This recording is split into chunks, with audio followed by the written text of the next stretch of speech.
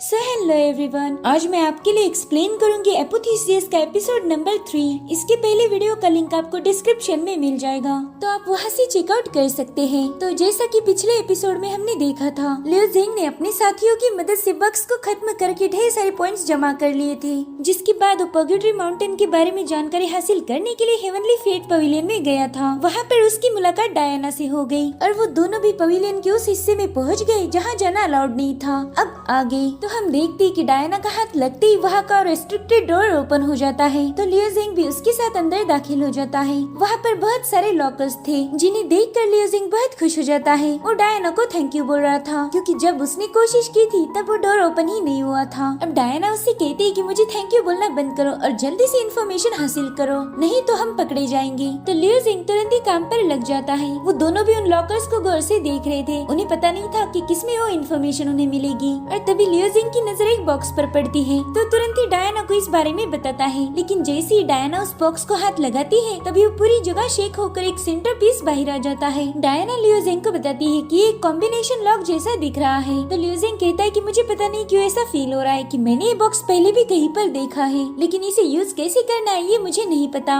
जिसके बाद उस लॉक को घुमाता है और तभी वो पूरी जगह शेक होने लगती है। ये देखकर वो दोनों भी बहुत डर जाते हैं। जिसके बाद एक छोटा सा फॉर्मेशन क्रिएट होकर इन लोगों पर एरो शूट करने लगता है। अब उनसे बचने के लिए लियो जिंग तुरंत ही अपना डैगर निकाल लेता है और हवा में जंप लगाकर उन सारे एरोज को हिट करके डिस्ट्रॉय कर देता है। उसे लग रहा था कि अब एरो शूट नहीं होंगे, मगर वो तो गलत था। इस बार वो फॉर्मेशन एक्टिवेट होकर इस पर एरोज की बारिश करता है, जिनसे लियो जिंग जैसे तैसे खुद को बचाने लगता है। वो डायना से कहता है कि तुम पर्ग्यूटरी माउंटेन को ढूंढो और मैं इससे निपटता हूँ। अब वो फॉर्मेशन एरो शूट करना बंद कर देता है और उसके बदले एक बहुत ही बड़े सरपंच से लियो जिंग पर हमला करता है। इसलिए लियो जिंग अपना डैगर लेके उस पे जंप लगाता है, मगर इस बार तो बुरा फंस गया था। उस सरपंच ने उसे अपनी पूंछ से पकड़ लिया था। तो डायना से कहता है कि मेरी माँ प्लीज जल्दी कर, नहीं तो ये मुझे निगल लेगा। जिस पर डायना कहती है कि अपना मुंह बंद रखो, नहीं तो मैं फोकस नहीं कर पाऊंगी। अब डायना उस लॉक को खोलने के लिए अपना दिमाग लगा रही थी और इधर वो सांप लियो जिंग को जमीन पर पटक पटक के धो रहा था। जिसके बाद उसने अचानक से गायब हो जाता है। लेकिन अब डायना पर फायर से अटैक हो रहा था, तो लियो जिंग तुरंत ही बीच में आकर उसे रोकने लगता है ताकि डायना डिस्टर्ब ना हो। उस आग में जल रहा था, मगर डायना को इस बात की खबर ही नहीं थी। वो कहती पता नहीं क्यों मुझे भुने हुए मटन की खुशबू आ रही है। जिस पर लियो जिंग कहते हैं हाँ, बाद में मैं तुम्हें मटन भी खिला दूंगा, बस तुम माउंटेन ढूंढो। इधर डायना अपनी पूरी कोशिश कर रही थी, मगर पर्ग्यूटरी माउंटेन को खोज निकालना बहुत मुश्किल था। थोड़ी देर बाद वो आग भी गायब हो जाती है। लेकिन एक और नई मुसीबत उनके सामने थी। वहाँ पर बने बॉक्सेस से टॉक्सिक एयर पास होने लगती है, उस पूरी जगह पर फैल रही थी। दरअसल ये अटैक्स इसलिए हो रहे थे क्योंकि डायना गलत कॉम्बिनेशन ट्राई कर रही थी। अब वो दोनों उस टॉक्सिक गैस की चपेट में आने वाले थे कि तभी डायना करेक्ट कॉम्बिनेशन डालकर उस ताले को खोल देती है। उसके ऐसा करते ही वो टॉक्सिक गैस गायब हो जाती है और वो लॉक रिंग में कन्वर्ट होकर उसमें से एक बॉक्स बाहर आ जाता है। लेकिन लियो जिंग देखता है कि वो बॉक्स तो खाली है, जिससे वो और ज्यादा डिसअपॉइंट हो चुका था। और ये सीन यहीं पर कट हो जाता है। अब हमें फाइनली पर्ग्यूटरी माउंटेन का सीन दिखाया जाता है। ऐसा लग रहा था कि वो माउंटेन आसमान के बीचों बीच हो और वहाँ पर हम लियो यान को देखते हैं। ये लियो जिंग की छोटी सिस्टर है। वो वहाँ बैठी बैठी बोर हो रही थी। तभी उसे कुछ परिंदे नजर आते हैं, तो उन पर पत्थर फेंक के मारती है, लेकिन वो परिंदे तुरंत ही साइड में हट जाते हैं। और तभी हम देखते कि जैसे ही उनका फेदर यान के पास आता है, वो तुरंत ही जल जाता है। तो यान उन्हें बताती है कि मेरे पास मत आना, नहीं तो मारे जाओगे। दरअसल वहाँ पर एक इनविजिबल लेयर थी, जिससे न यान बाहर जा सकती थी और न ही कोई अंदर आ सकता था। यान कहती पता नहीं कब तक मुझे यहाँ अकेले रहना होगा, मुझे मेरे फादर और भाई लियो जिंग की बहुत याद आती है। और तभी वहाँ पर यान मिया वांग आ जाता है। उसके पास यान से मिलने का एक्सेस टोकन था। यान उससे कहती कि मैंने तुम्हें बोला था ना कि मुझे अकेला छोड़ दो, तो फिर तुम यहाँ क्यों आए हो। जिस पर यान मिया कहता है कि तुम्हारा भाई तुम्हारे लिए परेशान है, तो मैं उसी की बिहाफ में यहाँ पर आया हूँ। जिस पर यान कहती कि लियो फेंग को कब से मेरी फिक्र होने लगी, मुझे पता है वो एक नंबर का मतलबी है, तो तुम्हें उसका बहाना देकर यहाँ आने की जरूरत नहीं। तो यान मिया उसे एक एनवेलप दिखाता है। वो कहते देखो ये तुम्हारे भाई लियो फेंग का नहीं, बल्कि तुम्हारी सगे भाई लियो जिंग का है। उसने तुम्हारे लिए लेटर भेजा है। लियो जिंग का नाम सुनते ही यान तुरंत ही जाकर यान मिया से वो लेटर ले लेती है। अब वो उसे पढ़ना शुरू कर देती है और यान मिया को बताती है कि घर पर सब कुछ ठीक है और वो मुझे बहुत मिस करता है। शायद वो भी जल्दी क्लियर स्काई को ज्वाइन करेगा। लेकिन यान को लेटर थोड़ा अजीब लग रहा था, क्योंकि लियो जिंग ने अपनी ट्रेनिंग के बारे में उसमें कुछ भी नहीं लिखा था। वो कहती पहले तो मेरा भाई मुझे उसकी ट्रेनिंग के बारे में सब कुछ बताता था। जिसके बाद वो यान मिया से पूछती है कि मुझे सच बताओ कि लेटर वाकई लियो जिंग ने भेजा है। तो यान मिया थोड़ा कंफ्यूज होकर कहता है कि हाँ हाँ ये तो उसी ने भेजा है, शायद वो बिजी होगा इसलिए उसने ट्रेनिंग के बारे में कुछ नहीं लिखा, जिसके बाद उसे स्लिंग शॉट दिखाता है। वो कहता है कि ये भी तुम्हारे लिए लियो जेंग ने भेजा है, अब तो तुम्हें मुझ पर यकीन करना ही होगा क्योंकि ये तो उसी का है। तो यान उस स्लिंग शॉट को देखकर थोड़ा इमोशनल हो जाती है। वो कहती कि ये मेरे भाई ने मुझे बचपन में बना के दिया था। अब उसे मायूस देखकर यानमिया उसे एक हेयर पिन दिखाता है और कहता है कि प्लीज इसे भी एक्सेप्ट कर लो, ये मेरी तरफ से है। लेकिन यान उसे साफ साफ इनकार कर देती है। जिसके बाद यानमिया कहता है कि अगर तुम चाहो तो मैं हर दिन तुम्हें विजिट कर सकता हूँ, मैं तुम्हारी बचपन की स्टोरी सुनूंगा जिससे तुम्हें यहाँ पर बोर भी नहीं होगा। लेकिन यान उससे बहुत ही रूखे लहजे में बात कर रही थी। वो कहती कि तुम यहाँ बस मुझे लेटर देने आया करो। यान की बातों से यानमिया समझ जाता है कि वो उसमें बिल्कुल भी इंटरेस्टेड नहीं है, जिससे उसे बहुत गुस्सा आ रहा था। इधर लियो जेंग और डायना उसी चेम्बर में थे, मगर उन्हें अभी तक पर्गेटरी माउंटेन की कुछ भी जानकारी नहीं मिल रही थी। तभी डायना को एक चिट मिल जाती है। वो लियो जेंग से कहती कि शायद उस माउंटेन का मैप एक बंदा ले गया है और उसका नाम है यानमिया। यानमिया का नाम सुनते ही लियो जेंग थोड़ा शॉक था। अब डायना उससे पूछती है कि क्या तुम इस बंदे को जानते हो, मगर लियो जेंग कोई जवाब नहीं देता। वो कहता है कि हमें इस बंदे को ढूंढना होगा। तो डायना उस पेपर को स्मेल करती है, उसे उसमें से एक खुशबू आ रही थी। वो कहती है कि इस खुशबू से हम उसे ढूंढ सकते हैं। जिसके बाद डायना एक बटरफ्लाई बनाकर यानमिया को ढूंढने भेज देती है और लियो जेंग से पूछती है कि बताओ हूँ ना मैं तुमसे ज्यादा स्मार्ट। तो तुरंत ही जाकर उसे उठा लेता है और उसका लाड करने लगता है। वो कह रहा था कि डायना तुम लाइफ सेवर हो, तुमने मेरी बहुत मदद की है। जिसके बाद वो एक पोर्टल से होकर उस बटरफ्लाई का पीछा करने लगता है। अब डायना उसे बता रही थी कि तुम्हारे पास तो एक्सेस टोकन ही नहीं है, लेकिन तब तक लियो जेंग वहाँ से जा चुका था। इधर डायना को फेंशियन सिटी में हुई जंग के डॉक्यूमेंट मिल जाते हैं। ये वही बैटल थी जो हमने पहले एपिसोड की शुरुआत में देखी थी। इधर लियो जेंग बटरफ्लाई को फॉलो करते हुए पर्गेटरी माउंटेन में पहुंच गया था। तभी वो देखता है कि वहाँ पर लियो फेंग है। उसे देखकर लियो जेंग तुरंत ही छुप जाता है और अब लियो फेंग के पास यानमिया पहुंच गया था। लियो फेंग उससे पूछता है कि बताओ यान ने क्या कहा तुमसे। तो कहता मुझे पता था वो मुझे कभी एक्सेप्ट नहीं करेगी, मुझे समझ नहीं आ रहा कि मैं उसके दिल में अपनी जगह कैसे बनाऊं। तो लियो फेंग कहता है कि तुम्हें थोड़ा सा सब्र करना होगा, वो थोड़े ही दिनों के बाद तुम्हें पसंद करने लगेगी। इधर लियो जेंग को उनकी सारी बातें सुनाई दे रही थी। वो कहता है कि ये कमीने यान के बारे में बातें कर रहे हैं। इधर यानमिया लियो फेंग को बता रहा था कि यान तो बस लियो जेंग की फिक्र करती रहती है, उसी के लेटर्स के बारे में पूछती है, उसे मेरी जरा सी भी फिक्र नहीं है। तो लियो फेंग कहता है कि इसलिए मैं तुम्हें बता रहा हूँ कि उसके पास लेटर्स ले जाते रहो, आज न कल वो तुम्हें भाव दे ही देगी। इधर लियो जेंग सोचता है कि मैंने तो यान को कोई लेटर लिखा ही नहीं था, फिर ये लोग कौन से लेटर की बात कर रहे हैं। और यानमिया तो बचपन से ही मेरी बहन के पीछे पड़ा है और अब वो उसे फॉलो करते हुए यहाँ तक भी पहुँच गया। इधर लियो फेंग कहता है कि यानमिया मैं लियो जेंग को और लेटर्स लिखने के लिए बता दूंगा, फिर तुम उसे यान को दे देना। और वैसे भी पर्गेटरी माउंटेन में तुम्हारे अलावा कोई नहीं है, तो उसे तुमसे मोहब्बत हो ही जाएगी, लेकिन तब तक तुम्हें सब्र से काम लेना होगा। और तभी उनके सामने लियो जेंग आ जाता है। वो कहता है लियो फेंग तुम इतने कमीने हो, ये मुझे पता नहीं था, तुम मेरी बहन को फर्जी लेटर दे रहे हो। यानमिया उसे वहाँ देखकर बहुत हैरान था। लियो जेंग उससे कहता है कि तुम भी इसके साथ मिलकर मेरी बहन को फंसा रहे हो, मगर यानमिया को तो इस बात की खबर भी नहीं थी, उसे आइडिया भी नहीं था कि वो लेटर्स नकली है। वो अब बहुत कंफ्यूज हो गया था। तभी लियो फेंग कहता है अरे लियो जेंग तुम क्यों भड़क रहे हो, हम दोनों तो बस तुम्हारी बहन को खुश करने की कोशिश कर रहे थे, तुमने तो मेरा शुक्रिया अदा करना चाहिए, लेकिन तुम तो बड़े मतलबी हो यार। अब यानमिया लियो जेंग से कहता है कि मुझे पता नहीं था कि तुमने सेक्ट ज्वाइन किया है, क्या मैं जान सकता हूँ कि तुम किस पिक के डिसाइपल हो। तो लियो जेंग बताता है कि मैंने ड्रिजल पिक को ज्वाइन किया है। वो कहता है ये तो बहुत बढ़िया बात है, तुम्हें तो पता ही होगा लिंगियन यहाँ की प्रिंसेस है, तो उनकी और मेरी फैमिली की मदद से हम यान को बचा पाएंगे। जिस पर लियो जेंग कहता है कि मेरी बहन को बचाने का काम मेरा है, तुम लोग दखल मत दो। तो यानमिया उसे फिर से बताता है कि मुझ पर यकीन करो, मुझे पता नहीं था कि ये लेटर्स कहाँ से आते हैं, अगर मुझे पता होता कि ये लेटर्स फेक है तो मैं उसे यान को कभी नहीं देता,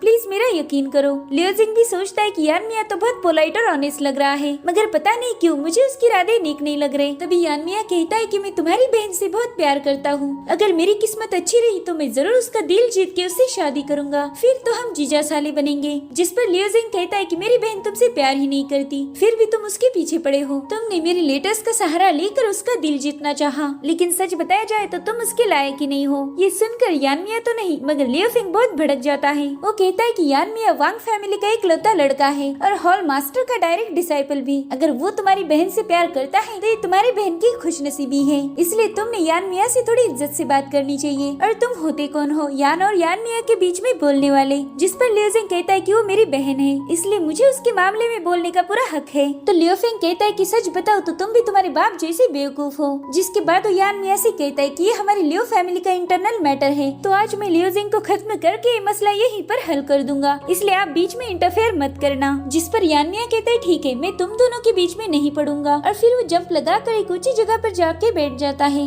ताकि वो इनकी फाइट का मजा उठा सके। इधर लियोफिंग अपनी पावर्स को एक्टिवेट करके कहता है कि ज़ाइलांग तुम्हें मार नहीं पाया इसलिए तुम जिंदा बच गए, मगर अब तुम बहुत बुरी मौत मारे जाओगे। जिसके बाद वो हवा में फ्लोट करते हुए ढेर सारे पंचेस क्रिएट करता है जिसे 9 मूव्स ऑफ ब्लड डिटोनेशन भी कहा जाता था। ये बहुत ही खतरनाक टेक्निक थी लेकिन वो उस पर हमला कर पाई इससे पहले लियोजिंग तुरंत ही साइड में हट जाता है। तो लियोफिंग एक पावरफुल पंच जमीन पर मारकर लियोजिंग को बहुत दूर ढकेल देता है। लियोफिंग उससे कह रहा था कि तुम जल्द ही अपने बाप से मिलोगे और फिर वो जबरदस्त पंच से उस पर हमला कर देता है। लियोजिंग ने अभी तक अपनी साइड से उस पर कोई हमला नहीं किया था। लियोफिंग थोड़ा कंफ्यूज था कि मेरे इतने पावरफुल अटैक्स के बावजूद भी अभी तक इसे कुछ हुआ क्यों नहीं। तभी लियोजिंग कहता है कि तुमने कहा था तुम मुझे मार के मेरे बाप के पास भेजना चाहते हो तो कम ऑन मारो मुझे। लेकिन अब लियोफिंग को पता चल गया था कि वो इसका मुकाबला नहीं कर सकता इसलिए वो वहाँ से भागने लगता है और लियोजिंग उसका पीछा कर रहा था। वो उसे वहाँ से भागने ही नहीं देता। जिसके बाद लियोफिंग को पंचेस मारते हुए कह रहा था कि तुमने बोला था कि मैं खुद की हिफाजत नहीं कर सकता तो लोगों की क्या करूँगा, और तुमने मुझे ऐसा ही एक पंच भी मारा था, तो बताओ अब तुम्हें कैसा लग रहा है। जिसके बाद लियोफिंग की बहुत तेज धुलाई कर देता है। उस बेचारे को तो यकीन भी नहीं हो रहा था कि लियोजिंग उसकी ऐसी हालत कर देगा। अब लियोजिंग उसे हवा में उछाल देता है और तभी माउंटेन लेयर सील को एक्टिवेट करके उसे पंचेस मार मार के बुरी तरह से घायल कर देता है। जिसके बाद लियोजिंग कहता है कि लियो क्लैन मेरा है और आज तक तुमने मुझसे जो कुछ भी छीना है मैं 1 बाय 1 सब कुछ वापस हासिल करूंगा। लेकिन लियोफिंग तो कुछ और ही सोच रहा था। वो उससे कहता है कि मैं इनर स्टेज पर होके इतनी बुरी तरह से कैसे हार गया और वो भी तुमसे,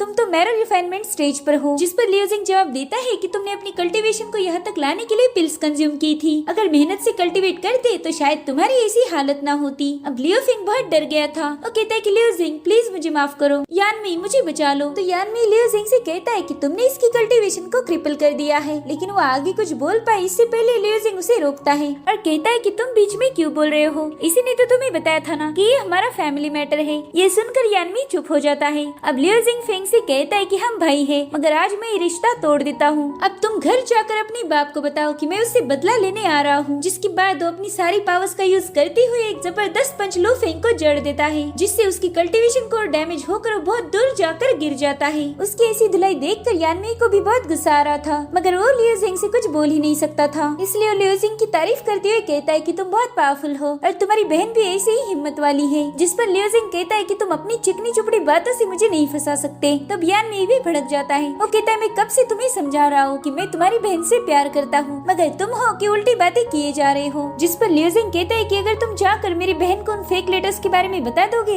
तो मैं तुम्हें माफ करूंगा। जिस पर यानमी कहता है कि शायद मैं ऐसा कभी नहीं कर पाऊंगा और ये एक बात मेरी समझ नहीं आ रही कि मेरा और यान का रिश्ता खराब करके तुम्हें क्या हासिल होगा। देखो मेरी वांग फैमिली बहुत पावरफुल है और बहुत थोड़े ही लोग हैं जो यान को इस माउंटेन से बाहर निकाल सकते हैं, जिनमें से एक मैं हूँ। तो तुम बीच में दखल नहीं दो तो बेहतर होगा। मगर लियोजिंग कहता है कि तुम सिर्फ अच्छा बनने का दिखावा करते हो, लेकिन असलियत में तुम भी लियोफिंग जैसे ही हो। ये सुनकर यानमी को बहुत गुस्सा आ जाता है। वो कहता है तुमने इनेट स्टेज वाले लियोफिंग को हरा दिया, इस चीज के लिए मैं तुम्हारी कद्र करता हूँ, मगर मेरे सामने तुम एक कीड़े से कम नहीं हो। अगर तुम लियो यान के भाई ना होते तो मैं तुम्हें मेरे सामने खड़े भी नहीं होने देता। जिसके बाद वो अपनी पावर से एक लोटस का फूल खिला देता है। वो लोटस इतना पावरफुल था कि लियोजिंग उसकी ऑरा से ही पीछे पूछ हो रहा था। जिसके बाद वो लोटस बहुत बड़ा हो जाता है और वो लियोजिंग को अपने नीचे क्रश करना शुरू कर देता है। दरअसल यानमी इल्यूमिनेशन स्टेज का कल्टीवेटर था और वो अपनी पावर से बहुत ही इमेंस प्रेशर क्रिएट कर सकता था। अब वो लोटस फ्लावर की क्वांटिटी बढ़ा देता है जिससे लियोजिंग की हालत और ज्यादा खराब होती जा रही थी। वो कहता है मेरे सामने घुटने टेक दो और मैं तुम्हारी जान बख्श दूंगा, मगर लियोजिंग ऐसा नहीं करता। अब थोड़ी देर में वहाँ पर एक ब्लास्ट हो जाता है। यानमी को लग रहा था कि लियोजिंग ने हार मान ली होगी,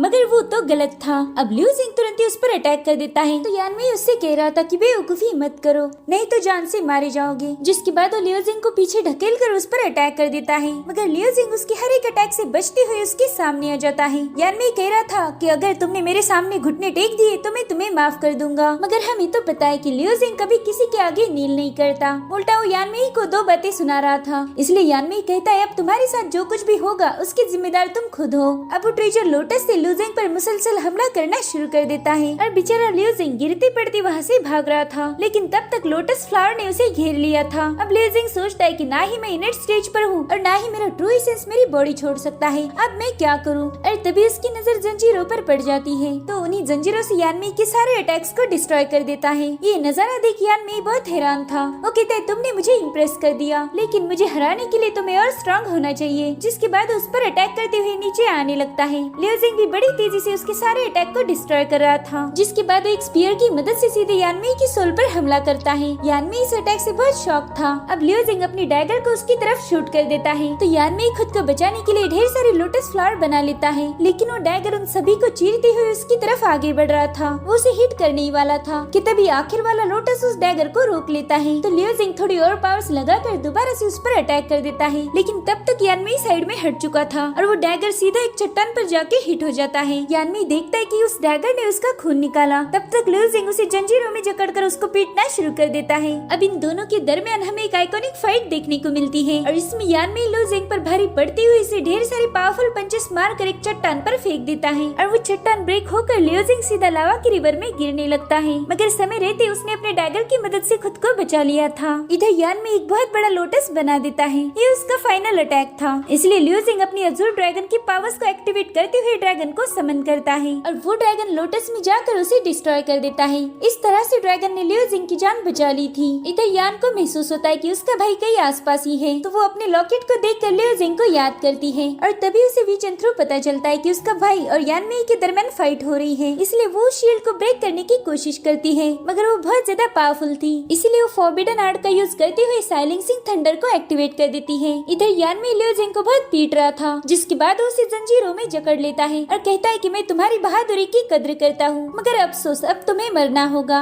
और रही बात तुम्हारी सिस्टर की, तो मैं उसे बता दूंगा कि तुम क्लियर्स का आते हुए रास्ते में ही मारे गए। इधर लियोजिंग सोचता है कि अगर आज मैं मर गया तो यान अकेली पड़ जाएगी, इसलिए वो डिमोनिक आर्ट को एक्टिवेट कर देता है। अब जैसे यानमी को लोटस उसकी बॉडी में एंटर करता है, तभी वहाँ पर बहुत बड़ा ब्लास्ट हो जाता है, लेकिन यानमी देखता है कि लियोजिंग तो सही सलामत है और उसने डिमोनिक आर्ट को एक्टिवेट कर दिया है। वो कहते हैं लियोजिंग, मैंने तुम्हारे जैसा पावरफुल बंदा आज तक नहीं देखा, लेकिन तुम्हारी मौत मेरे ही हाथों लिखी है। जिसके बाद आसमान में टोर्नेडो क्रिएट हो जाता है और यानमी रिट्रीब्यूशन फायर लोटस बनाकर लियोजिंग पर हमला करता है। तभी लियोजिंग उससे कहता है, यानमी अगर आज मैं मारा गया तो मैं तुझे भी अपने साथ ले जाऊंगा। जिसके बाद वो भी डीमंस डिवाइन फिस्ट की पहली move demon shake the world का यूज करते हुए एक बहुत ही विशाल फिस्ट बनाकर यानमी पर हमला कर देता है और वो फिस्ट लोटस फ्लावर को हिट करके उसे डिस्ट्रॉय करना शुरू कर देती है। अब सीन शिफ्ट होता है और हम लिंगियान को देखते हैं जो अपना इंस्ट्रूमेंट प्ले कर रही थी कि तभी वहाँ पर मिंग चुआन आ जाता है। वो कहते हैं कि लियोजिंग पर्गेटरी माउंटेन में है और वो यानमी के साथ फाइट कर रहा है। तो लिंगियान कहते हैं कि लियोजिंग बहुत जिद्दी है, मैंने उसे 1000 बार समझाया कि उसने वहाँ नहीं जाना, मगर उसने मेरी एक नहीं सुनी। अगर वो मेरी बात ही नहीं सुनता तो भला मुझे उसकी फिक्र क्यों होगी। जिस पर मिंग चुआन कहता है कि प्रिंसेस आप सही कह रहे हो, जब भी लियोजिंग को गुस्सा आता है वो सही गलत नहीं देखता और ना ही किसी की बात मानता है। अगर आपने उसे कैपिटल सिटी में भेज दिया तो ग्रेट फैमिलीज का जीना हराम कर देगा और मुझे पता है कि आप ग्रेट फैमिलीज को हराना चाहती हो, तो लियोजिंग इसमें आपके बहुत काम आएगा। इसलिए लिंगियान अपना इरादा बदल देती है। वो कहती है, लियोजिंग तुम हमेशा कोई न कोई मुसीबत में फंसते ही रहते हो, इस बार मैं तुम्हें बचा रही हूँ, मगर अगले कुछ दिनों तक तुम्हें इसकी सजा मिलेगी। इतना कहकर वो भी पर्गेटरी माउंटेन की तरफ रवाना हो जाती है। वही दूसरी तरफ हम यान को देखते हैं जो फॉरबिडन आर्ट का यूज करके एक बहुत बड़ा फॉर्मेशन बना देती है। उसकी पावर्स से वहाँ बनी शील्ड ब्रेक हो रही थी, मगर तभी वहाँ पर सेक के हेड जिंग यान पहुँच जाते हैं। वो कहते कि ये आर्ट यूज करना अलाउड नहीं है, जिस पर यान कहते ठीक है मैं इसे यूज नहीं करूंगी, लेकिन आपको इस शील्ड को हटाना होगा ताकि मैं बाहर जाकर अपने भाई को बचा पाऊँ। तभी एल्डर उसके पास आकर बताते हैं कि ये शेन हिंजी ने बनाई हुई शील्ड है, इसी तो मैं भी ब्रेक नहीं कर सकता। जिस पर यान कहती है कि अगर मैं यहाँ से बाहर नहीं गई तो यान में मेरे भाई को मार देगा। तो एल्डर कहते वैसा तो होने से रहा, क्योंकि लियोजिंग की मदद करने के लिए कोई आ रहा है। इधर लियोजिंग की मार खाते हुए हालत खराब हो गई थी, लेकिन उसने अभी तक हार नहीं मानी थी। इधर यान में भी समझ गया था कि लियोजिंग के पास डीमन की सेंट ग्रेट टेक्निक है, तो अब उसे खत्म करने के लिए एक बहुत बड़ा लोटस फ्लावर बना देता है और वो फ्लावर लियोजिंग को अपने अंदर बंद करने लगता है। वो उसकी सारी ट्रू एसेंस को एब्जॉर्ब कर रहा था, जिसके बाद वो फ्लावर तेजी से स्पिन होकर लियोजिंग को मारने की कोशिश कर रहा था। तभी यानमी कहता है, लियोजिंग तुम्हें फक्र महसूस होना चाहिए कि तुम मेरे लोटस से मर रहे हो। और लियोजिंग को देर से ही सही मगर समझ आ गया था कि वो अभी तक इतना पावरफुल नहीं जो इनेट स्टेज वाले बंदे को हरा पाए। जिसके बाद वो अपने फादर से माफी मांगते हुए गिव अप कर देता है। तभी अजूर ड्रैगन कहता है कि ये लड़का अभी भी बहुत कमजोर है, इसे मेरे पावर्स की जरूरत है।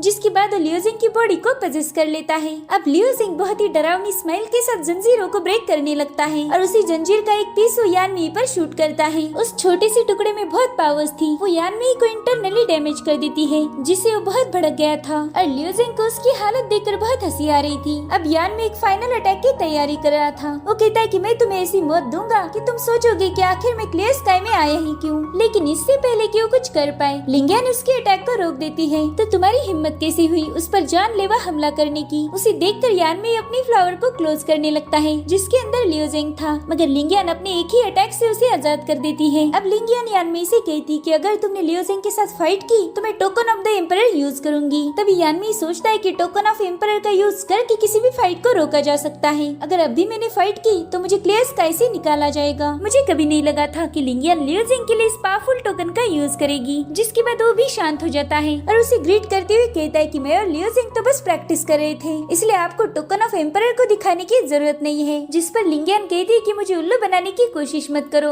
अब मैं तुम्हें हुक्म दे रही हूँ कि अगर तुम्हें लियो जिंग के साथ फाइट करनी है तो मेरे सामने करनी होगी। तो यानमी लियो जिंग से कहता है कि आज तो प्रिंसेस ने तुम्हें बचा लिया, मगर आइंदा से थोड़ा संभाल कर रहना। अगर दोबारा से मुझसे पंगा लिया तो मैं तुम्हें जिंदा नहीं छोड़ूंगा। जिसके बाद वो वहाँ से जाने लगता है। तभी लियो जिंग कहता है कि तुम मेरा कुछ भी बिगाड़ नहीं पाओगे और मैं तुमसे वादा करता हूँ कि आज से 1 साल बाद मैं मेरी बहन को यहाँ से आजाद करवा लूंगा। तो यानमी कहता है वो तो हम तब का तब देख लेंगे। अब उसके जाने के बाद प्रिंसेस लियो जिंग के पास आ जाती है, लेकिन वो तो माउंटेन की तरफ जा रहा था। वो कहते हैं कि आप यहाँ से चली जाओ, मैं यान से मिल के आता हूँ। जिस पर प्रिंसेस उससे गुस्से में कहती कि पता नहीं तुम इतनी जिद्दी क्यों हो, तुम वहाँ नहीं जा सकते। वहाँ पर एक ह्यूज एरी है, उसे 6 डायरेक्शन स्टार एरी कहा जाता है। तुम्हारी फिलहाल के पावर्स के साथ तुम पहाड़ के टॉप तक भी नहीं जाओगे। तो यान से मिलना तो दूर ही रहा और तभी लियो जिंग नीचे गिर जाता है। उसमें जरा सी भी पावर्स नहीं बची थी। प्रिंसेस उससे पूछ रही थी कि तुम खुद के साथ ऐसा क्यों कर रहे हो। जिस पर लियो जिंग बताता है कि मेरे फादर हमेशा कहते रहते थे कि जब तक अपनी मंजिल को हासिल ना करो तब तक रुकना मत, और मेरे पास फैमिली के नाम पर बस यान ही बची है, वो यहाँ पर कैद है, तो क्या मैं बस बैठ के तमाशा देखूं। और तभी प्रिंसेस को एक विजन आता है जिसमें उसका भाई पहाड़ से नीचे गिर रहा था। प्रिंसेस उसे बचाने की पूरी कोशिश करती है, मगर फाइनली वो नीचे गिर ही जाता है।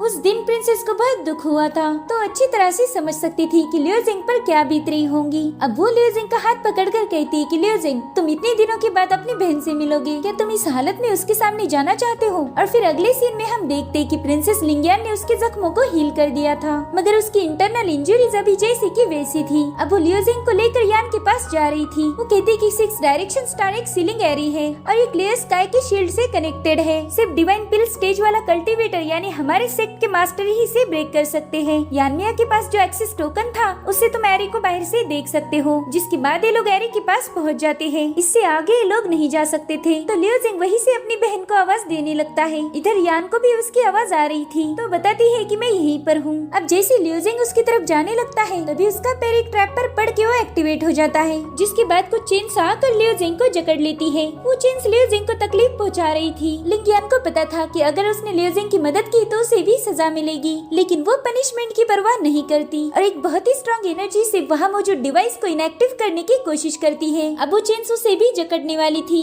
लेकिन तभी लिंगियन अपने आसपास एक शील्ड बना देती है। वो लियो जिंग से कहती कि मैं थोड़े समय के लिए एरी को इनएक्टिवेट कर रही हूँ, आखिरकार मैं तुम्हारी मास्टर हूँ, तो मुझे तुम्हारी मदद करनी होगी। जिसके बाद वो लियो जिंग को जंजीरों से आजाद करके बताती है कि जल्दी से जाकर यान से मिलो। तो लियो जिंग भागते हुए वहाँ पर पहुँच जाता है। यान भी उसे देखते ही उसकी तरफ दौड़ लगाती है, मगर वो एरी लियो जिंग को उसे टच नहीं करने देती। वो उसे उठाकर बहुत दूर फेंक देती है। अब वो अपनी बहन से कहता है कि मुझे माफ कर दो यान, मुझे आने में देरी हो गई। जिस पर यान कहती है कि तुम यहाँ पर आए वही बहुत बड़ी बात है, मैंने तुम्हें बहुत मिस किया। अब वो लियो जिंग से उनके फादर के बारे में पूछती है, मगर लियो जिंग जानता था कि वो पहले ही बहुत दुखी है, तो उसके फादर की मौत के बारे में बताकर वो उसे और दुखी नहीं करना चाहता था, इसलिए वो उससे झूठ बोलता है। वो कहता है कि फादर ठीक है, वो घर पर है। इधर लिंगियन उस एरी को ज्यादा देर तक रोक नहीं सकती थी, तो लियो जिंग को बाहर बुलाने लगती है और थोड़ी देर में वो एरी पूरी तरह से शेक हो रही थी। अब लियो जिंग अपनी बहन से वादा करता है कि वो उसे जल्दी वहाँ से आजाद करवा लेगा, और तभी वो एरी ब्रेक होकर लियो जिंग को बाहर फेंक देती है, जिससे लियो जिंग बुरी तरह से घायल हो जाता है। अब वो लिंगियन से कहता है कि सीनियर मुझे नहीं पता कि मैं आपका शुक्रिया कैसे अदा करूं, लेकिन लिंगियन उसकी बातों पर ज्यादा ध्यान ही नहीं देती और उसे अपने साथ ले जाने लगती है। इधर यान सेक्ट हेड से बोल रही थी कि जो भी सजा देनी हो मुझे दीजिए, मेरा भाई सिर्फ मुझसे मिलने यहाँ आया था। एल्डर जिंगशियान को पता चल गया था कि लिंगियन ने लियो जिंग की मदद की है, तो कहते कि अगर तुम ही कानून तोड़ोगी तो मैं बाकी के डिसाइपल से क्या उम्मीद करूंगा।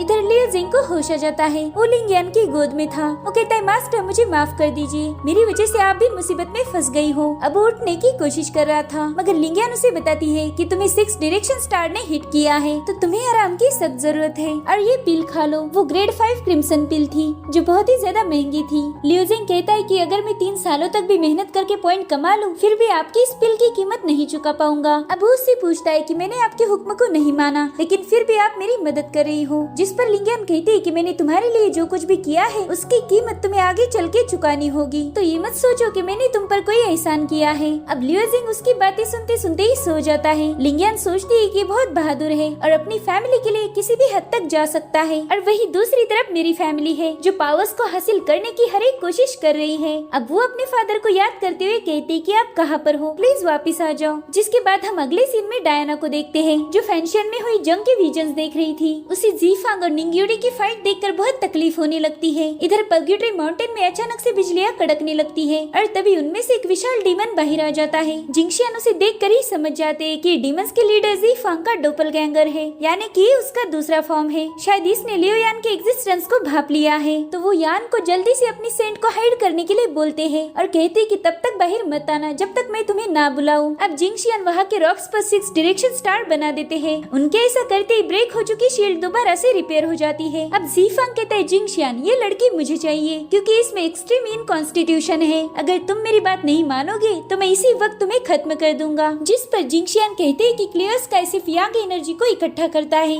तो यहाँ वो लड़की है ही नहीं जिसकी तुम्हें तलाश है। तो जीफांग कहता है कि ये चालाकी अपने पास रखो, मैं उसकी खुशबू से ही यहाँ पर आया हूँ। अगर तुमने उस लड़की को मेरे हवाले नहीं किया तो मैं तुम्हारा पूरा की पूरा क्लियर स्काई ही तबाह कर दूंगा, समझे तुम। जिस पर एल्डर जिंगशियान कहते कि मुझे नहीं लगता कि तुम ऐसा कुछ कर पाओगे, तुमने शायद क्लियर स्काई को बहुत ही हल्के में लिया है। जिसके बाद वो 6 डायरेक्शन स्टार रिफॉर्मेशन बना देते हैं और उसमें से सोर्स बाहर निकाल कर डीमन पर हमला कर देते हैं। तो बदले में वो भी एल्डर पर काउंटर अटैक कर देता है जिस वजह से वो सारी तलवारें जिंगशियान के पास वापस आ जाती है। अब जीफांग उनका मजाक उड़ाने लगता है। वो कहते हैं बस इतना ही दम था तुम में। तो एल्डर जिंगशियान एक बहुत ही विशाल सोर्ड को समन करते हैं जिसे हेवन पनिशिंग सोर्ड भी कहा जाता था। जिंगशियान कहते कि ये सोर्ड मैंने खास तुम्हारे लिए ही बनाई है, अब इसी से मैं तुम्हें खत्म कर दूंगा। जिसके बाद वो क्लियर स्काई का नाम लेते हुए अपनी पावर्स का यूज करने लगते हैं जिससे वो सोर्ड एक्टिवेट होकर जीफांग पर अटैक करने चली जाती है। तो जीफांग भी ढेर सारे इवल बैट्स बनाकर उस सोर्ड पर हमला कर देता है। अब वो सारे बीस्ट हेवन पनिशिंग सोर्ड पर टूट पड़ते हैं जिससे वो बिखरना शुरू हो जाती है। अब जीफांग कहता है कि तुम लोग मेरे सामने बस कीड़ों की औकात रखते हो। जिसके बाद वो भी सोर्ड पर हमला कर देता है।